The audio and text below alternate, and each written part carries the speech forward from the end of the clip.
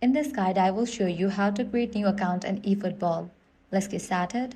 First, launch your preferred browser. Now type in eFootball, sign up and search for it. Different website links will appear. my.konami.net. You will be directed to this kind of page. Now here you're gonna find two options, login or register Konami ID. Click accept all cookies.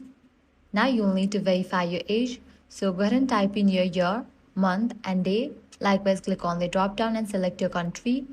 Now click on next. You'll need to fill in all these details. First, type in your email address, then profile name, likewise password. Then click on the drop down and select the country or region. Then select your date of birth, then agree with the terms and conditions, then click on next. And just for that, your account will be created.